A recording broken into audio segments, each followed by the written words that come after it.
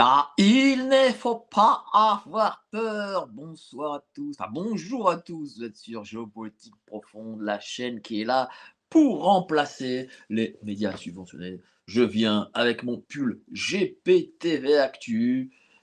Il ne faut pas avoir peur dans mon dos, n'ayez surtout pas peur. Ils veulent que vous ayez peur, ben n'ayez pas peur. On va apprendre au mot Monsieur Clochefab. Aujourd'hui, on va parler de ce voyage, merveilleux voyage de Monsieur Macron au Maroc.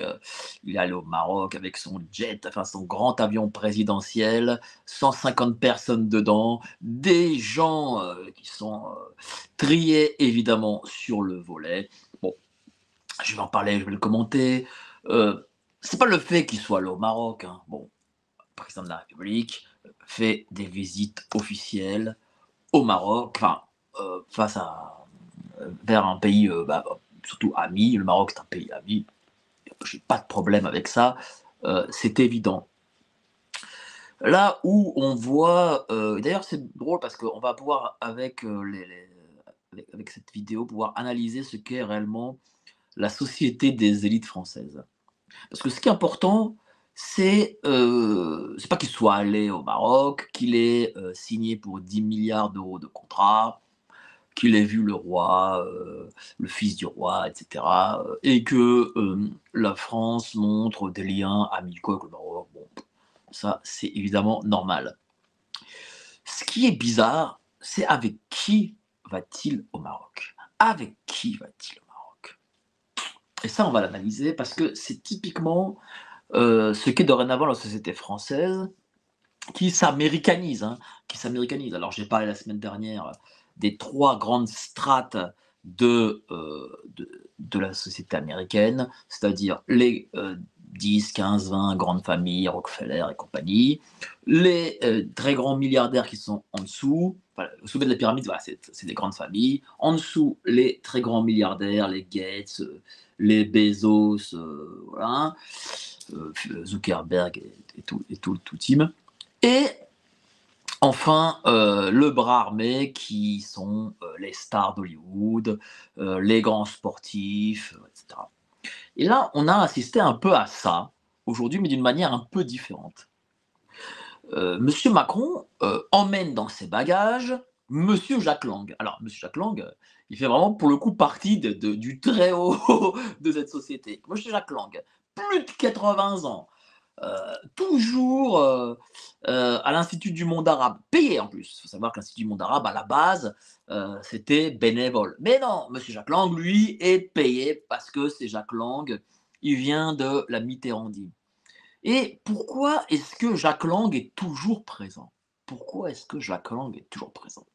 Alors, j'imagine que Jack Lang est aussi allé au Maroc parce qu'il se rappelle au bon souvenir de ses séjours répétés, prolongés au Maroc, où de jeunes éphèbes lui, lui chantaient la flûte enchantée, ou enchantée, ou lui enchantait la flûte. Hein. C'est selon. Hein. Donc, on sait que Monsieur Jack Lang aime bien ça, qu'il est un habitué. D'ailleurs, d'après dire d'un certain euh, Monsieur Philippe Douste-Blazy, rappelez-vous Douste-Blazy, ancien ministre de la Santé, eh bien, il y a eu un ponte de français qui aurait été attrapé au Maroc, au Mamounia. Alors, qu'est-ce que le Mamounia? C'est le très très grand hôtel, enfin le plus grand hôtel marocain.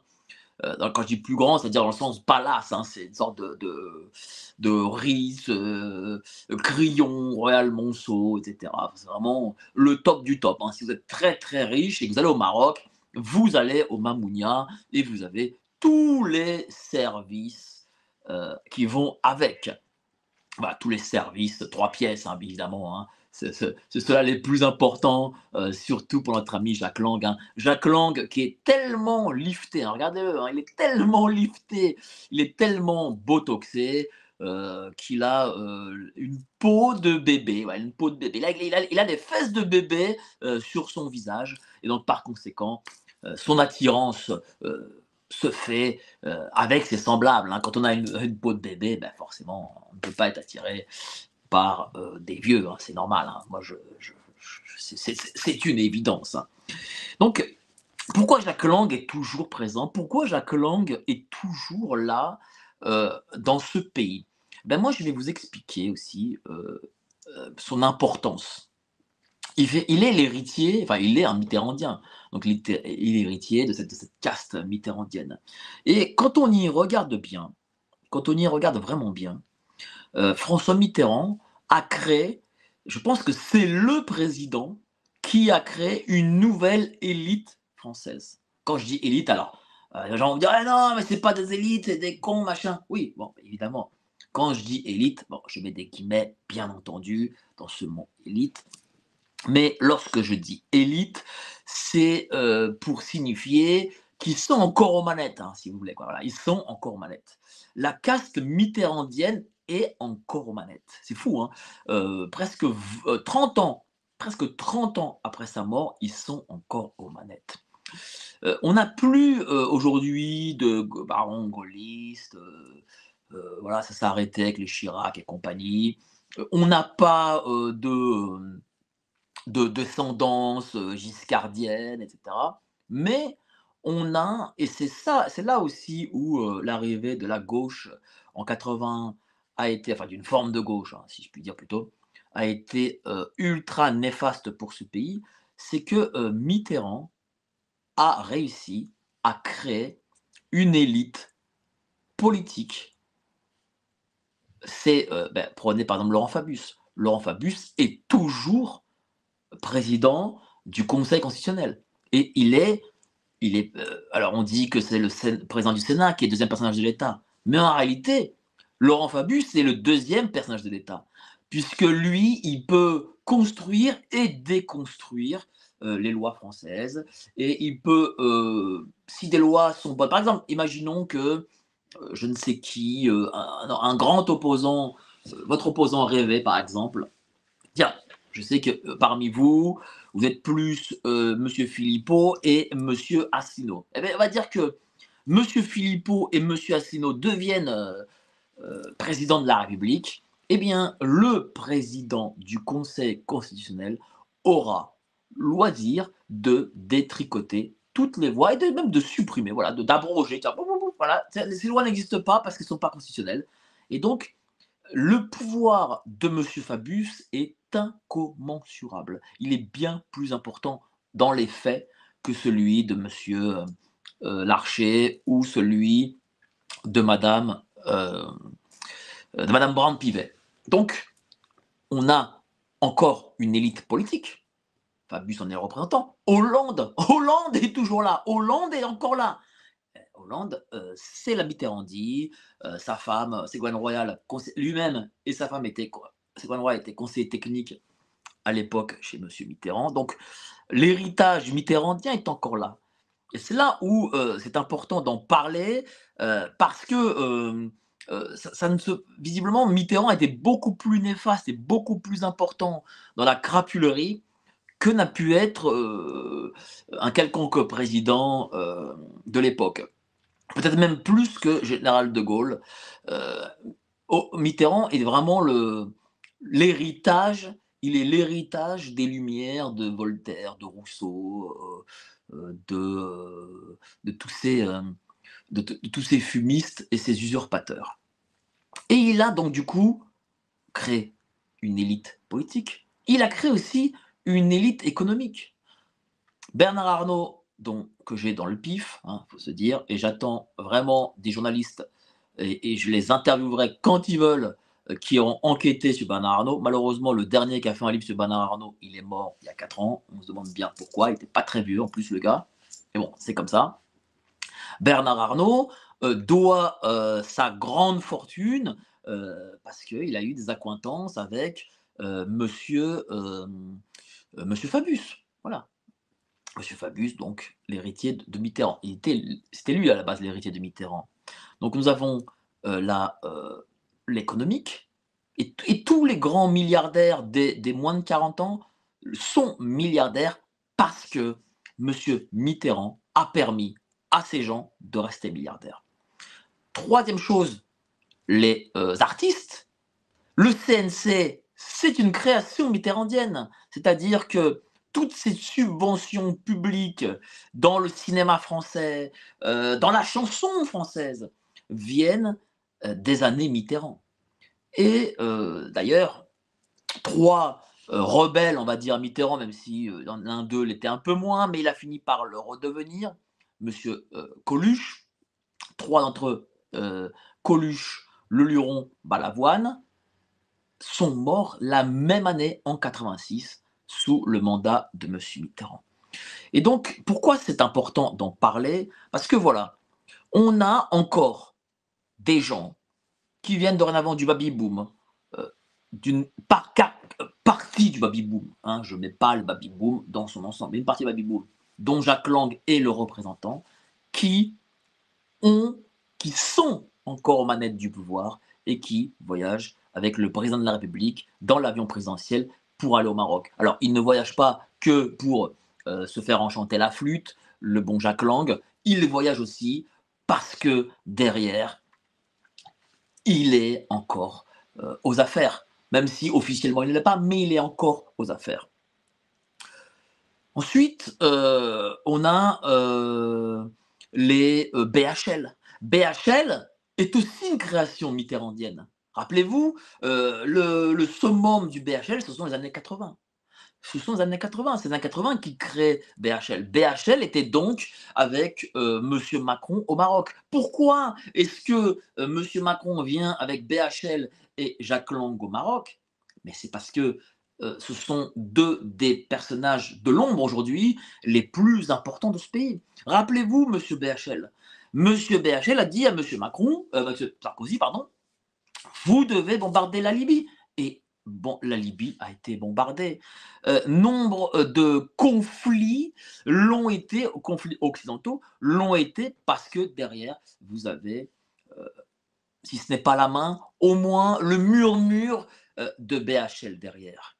On se fout de leur tronche parce que ils sont liftés, ils sont botoxés, parce que Monsieur BHL est à sa chemise ouverte jusqu'au nombril. Et d'ailleurs, ça démontre, je pense, une perversion totale chez ces deux messieurs que sont Bernard-Henri Lévy et Jacques Lang. J'imagine une perversion assez folle.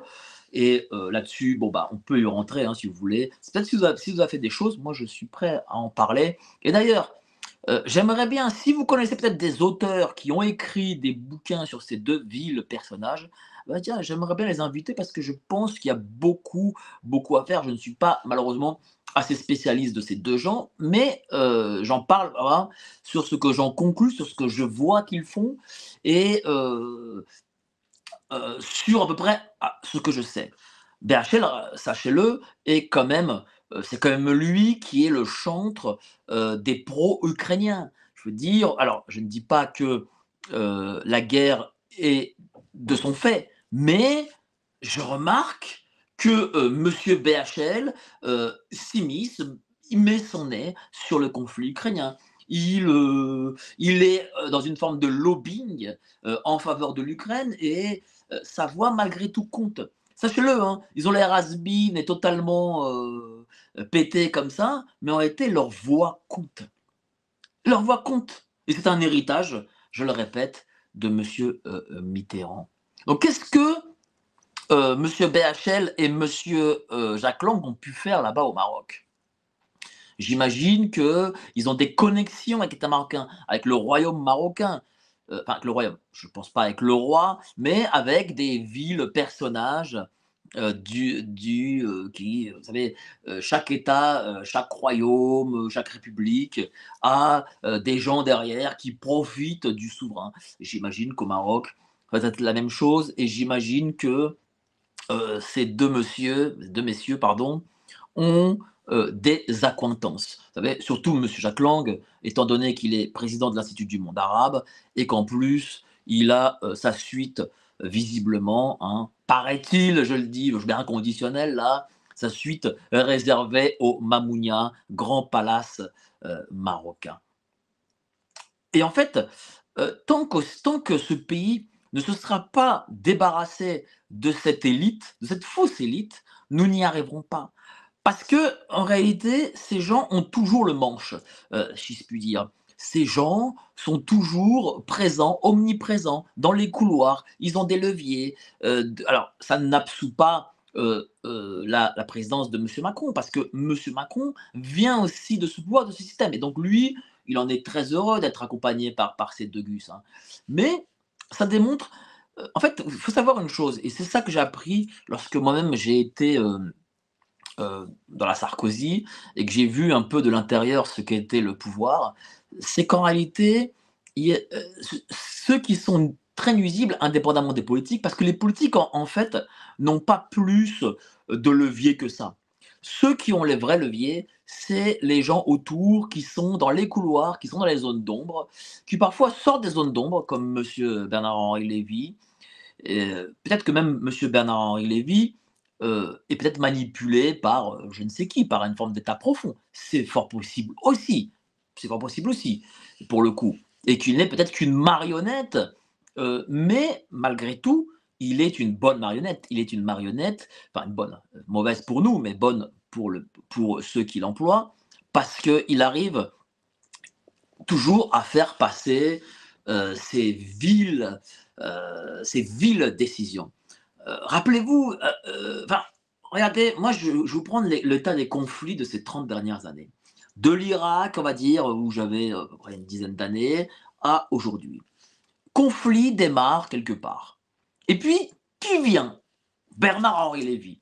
Et Bernard-Henri Lévy fait le tour des plateaux de télé, alors que les gens n'aiment pas Bernard-Henri Lévy, ils ne le connaissent même pas d'ailleurs, pour le coup. Les gens lambda, vous allez dans la Creuse, en Ardèche, je sais pas moi, dans la Drôme ou dans le Languedoc-Roussillon, Bernard-Henri Lévy, les gens ne savent pas ce que c'est, ils ne savent pas qui il est. Mais au cercle du pouvoir, il a son rôle. Et donc, il vient un peu partout dans les grands médias, et puis il dit, écoutez, mais quand même, les droits de l'homme, nous sommes les droits de l'homme, nous sommes les descendants des Lumières, de Voltaire, de Rousseau, de tous ces gens-là merveilleux qui ont écrit l'encyclopédie. Donc, nous nous devons, au nom des droits de l'homme, soutenir l'Ukraine, soutenir Israël, soutenir les insurgés contre contre le président de la Syrie, etc., etc. Et à ce moment-là, dès que la voix est portée par Monsieur Bernard-Henri Lévy, ça je le vois tout le temps, enfin, on n'en parle pas, mais ça je le vois tout le temps, et bien dès que la voix est portée par Monsieur Bernard-Henri Lévy dans ces grands médias, qu'est-ce qui se passe? La machine du système s'emballe et vous avez toute une médiatisation en faveur d'un pays dit agressé ou d'un pays dit démocratique qui est dans les valeurs occidentales. C'est constamment ça. Le scénario ne change jamais. Et pourtant, c'est que ça fait 25 guerres qui se passent ainsi et 25 fois que vous avez Madame Bidule et Monsieur Bidule qui disent oui, mais en effet, c'est vrai, hein. Oh, les pauvres Ukrainiens, oh là là, ils se battent pour leur pays. Oh là là, il faut les aider, hein. Oh, le méchant Poutine, oh, le méchant dictateur, hein. Et ça démontre que la voix BHL est encore prégnante dans ce pays. Même si les gens ne vont pas voir ces films. Monsieur Bernard-Henri Lévy a lancé son film là dernièrement sur l'Ukraine. Il y a eu, je crois, 800 spectateurs. Mais malgré tout, son film a été payé, je crois, 3 ou 4 millions. Et malgré tout, Monsieur Bernard-Henri Lévy est président, alors qu'il a presque 80 piges, ou peut-être plus, j'en sais rien, il est président de Arte France. Arte, c'est une chaîne commune du mainstream qui est en fait la chaîne de la bien-pensance. Alors souvent on nous dit mais Arte c'est la culture, c'est l'histoire, c'est machin. Il se trouve que j'ai commencé à regarder Arte pour analyser un peu ce qu'était cette chaîne de télé. Et c'est typiquement la chaîne de la bien-pensance et de la rive gauche de Paris, et peut-être même, je dirais, la chaîne aussi que les gens de pouvoir regardent lorsqu'ils regardent la télévision, Arte. Et lorsque je me suis mis à regarder un peu Arte, qui ai-je vu? J'y ai vu toutes les visions idéologiques qui sont imposées à, l'ensemble de la population. C'est-à-dire que moi j'ai l'impression que Arte c'est devenu l'AFP de la télévision. Dans le sens où Arte est en pointe sur les questions géopolitiques, comment la France devrait gérer sa politique extérieure. Arte est en pointe sur sa politique intérieure, mais la politique sociétale intérieure. Comment la République devrait traiter les enfants, comment on doit imposer l'idéologie du genre, le changement de genre, le transgenrisme, etc., etc. Vous avez tout ça dans le condensé d'Arte. Alors le truc, c'est que personne ne regarde Arte et on a réussi à inculquer aux téléspectateurs qu'Arte, en gros, c'était la télévision de l'histoire. Ah oui, alors il y a peu d'histoire. Mais l'histoire que vous avez sur Arte, c'est essentiellement l'Holocauste pendant la Seconde Guerre mondiale. Voilà, vous tapez Arte, tiens, je vais le remettre en même temps là maintenant que je le fais là. Arte, ah non, là c'est le maître des abeilles, mauvaise pioche pour moi. Donc du coup, c'est pas ça. Mais euh, bon, bah, d'un côté, il est midi 50, à midi 50, même ceux qui aiment Arte ne regardent pas cette chaîne.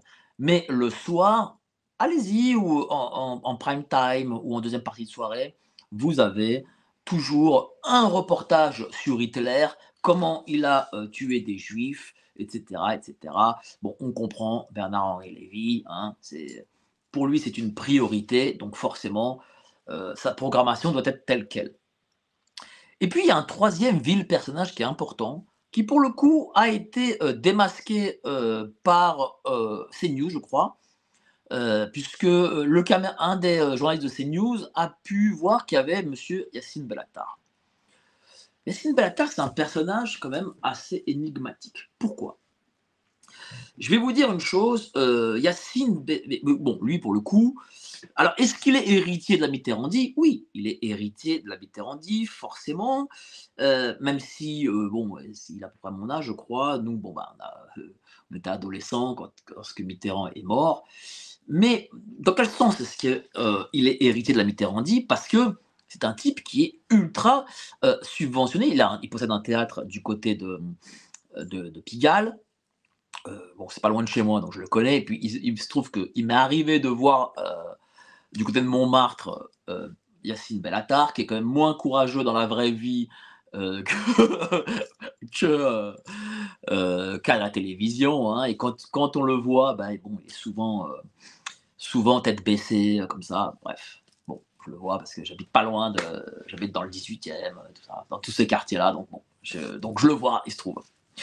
Et donc, il est archi subventionné, son théâtre est archi subventionné parce que lorsque vous passez devant son théâtre, vous avez généralement peu de monde qui accourt. Hein. Je peux vous dire, je ne crois pas que Monsieur Yassine Bellatar puisse faire vivre de son théâtre, surtout au prix du mètre carré parisien, avec ses seules ventes de billets. Donc, derrière la machine CNC, et rappelez-vous, c'est la création de Monsieur Mitterrand. Avant, les acteurs et les deux plus célèbres d'entre eux, qui étaient Alain Delon et Jean-Paul Belmondo, produisaient leurs propres films. Alors, je sais pas moi, ils lisaient un livre, ils le trouvaient bien, ils le prenaient, ils achetaient les droits du livre, ils allaient voir un mec, ils disaient écoute, on va en faire un scénario, je mets 10, 15, 20, 30 millions de francs de ma poche, enfin de la société de Belmondo, d'Alain Delon, et on produit un film, et voilà, et je fais ce que je veux, et c'est comme ça.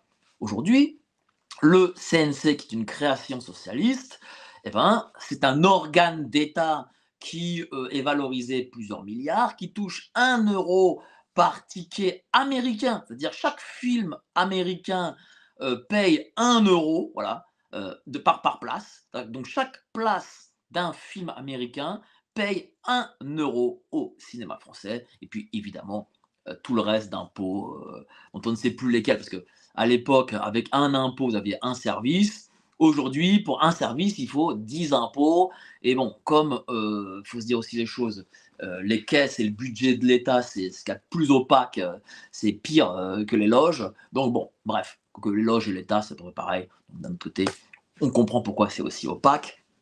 Et donc 1 € vont au CNC, enfin 1 € par billet d'un film américain vont au CNC. Et donc on a appris, tiens, dernièrement, que le CNC avait une trésorerie, hein, c'est même pas le budget, ça, c'est une trésorerie, le truc à part, 800 millions d'euros. Ouais, c'est quand même pas mal, hein. C'est peut-être le CNC, c'est peut-être le seul organe de ce pays public qui gagne de l'argent. Enfin, putain, c'est une dinguerie, hein. 800 millions d'euros, voilà. Avec 800 millions d'euros, vous pouvez comprendre que 800 millions d'euros, qui ne servent pour l'instant à rien, hein. C'est-à-dire que voilà, ils ont juste une trésorerie, ils le gardent comme ça pour les mauvais jours.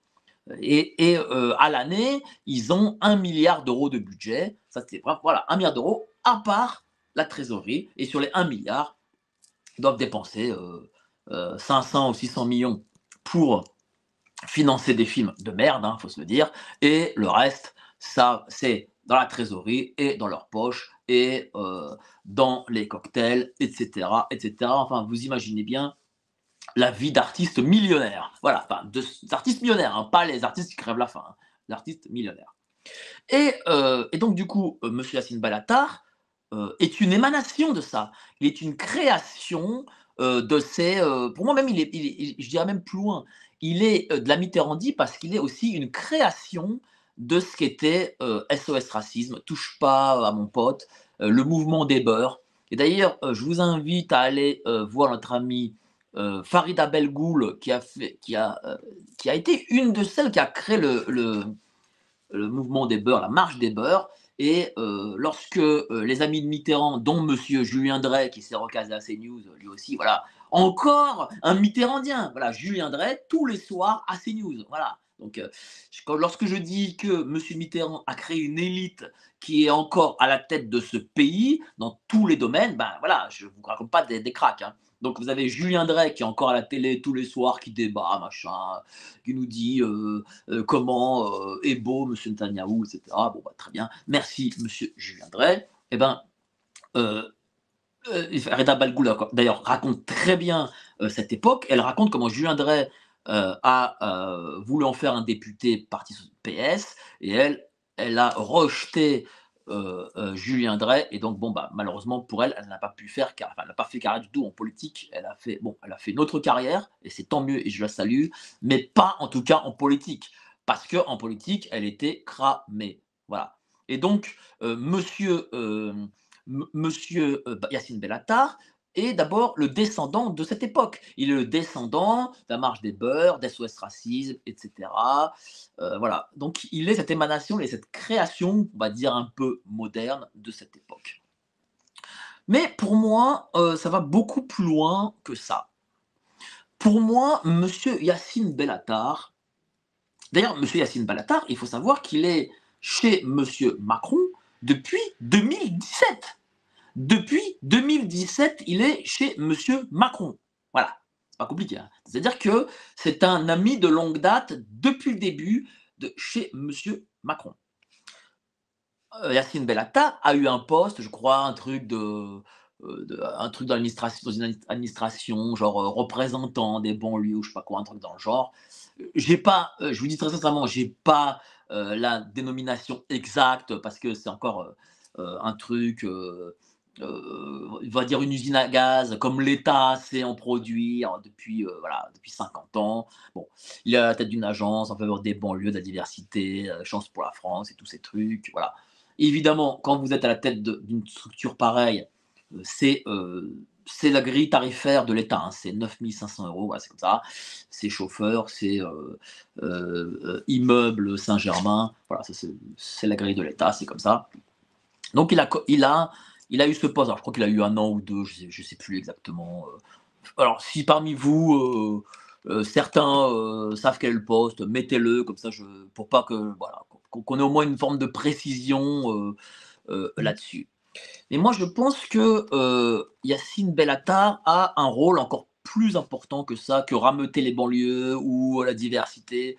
Vous savez, monsieur Bellatar, voilà, qui est de 82, il a 1 an de moins que moi, heu, il est, comment dire, il faut dire les choses, hein. Moi-même, je suis né en 81, je suis, on va dire, has-been par rapport, aux jeunes, d'aujourd'hui, quoi. Je veux dire, c'est un jeune de 15 ans, de 18 ans d'aujourd'hui ne me regarde pas. Bon, ça me fait plaisir s'il y en a qui me regardent, mais moi je regarde les chiffres, hein, c'est genre 2 sur notre YouTube, ça va pas plus loin. Parce que les jeunes veulent pas voir, des gens parler de politique ou même, moi je pourrais être leur père. Ils veulent voir les leurs et ils veulent voir sur des formats ultra courts à la TikTok, et cetera. Alors peut-être qu'au TikTok, je suis peut-être une star, je sais pas. Bon, bref. Mais Bellatar aussi, même vis-à-vis de sa propre communauté, est has-been, faut se dire les choses. Donc, alors peut-être qu'il lui sert pour les 30, 50 ans, c'est possible. Mais bon, je ne crois pas que les 30-50 ans d'origine maghrébine votent Macron parce que c'est une Bellatar. Il faut être honnête, hein. Si vous êtes, les chiffres le montrent, hein, les chiffres le m'ont montré. Je crois que la plupart d'entre eux, soit votent, Mélenchon et s'ils sont pas de gauche, ils votent Marine Le Pen. Je pense que quasi plus aucun d'entre eux, ne vote, peut-être ont pu voter en 2017, pour, monsieur Macron, mais pas plus. Moi, je pense et je vais vous le dire et n'hésitez pas à m'écrire en me disant, voilà, si j'ai raison, si j'ai tort. Mais je pense que monsieur Bellatar est une sorte de nouveau Alexandre Benalla. Voilà, moi je pense qu'il est le nouveau Alexandre Benalla. Alors on connaît la sexualité un peu trouble, de monsieur Macron et c'est son affaire, hein, je ne suis pas là, pour juger, de ce qu'il en est.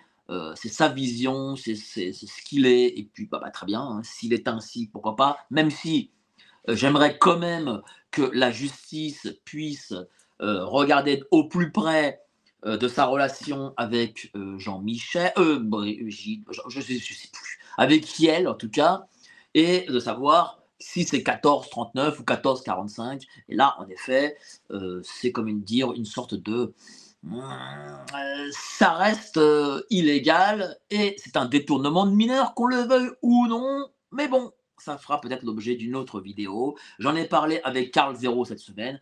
Allez sur la vidéo où je discute de ça sur Karl Zéro. Elle était mardi, ouais, on a publié ça mardi, non, mercredi, ouais, avant-hier. Et donc, voyez bien Karl Zéro et moi-même parlant de la sexualité trouble de monsieur, enfin en tout cas de détournement de mineur. Alerte Info. Géopolitique profonde prend sa place dans le paysage médiatique français. Bonsoir à tous, vous êtes sur Géopolitique profonde, la chaîne qui est là pour remplacer les médias subventionnés. On investit maintenant la rue et on veut vous entendre. Le gouvernement de M. Macron nous a obligés et nous a enfermés chez nous. Mais on a besoin de votre soutien. Alors cliquez sur le bouton j'aime pour nous soutenir.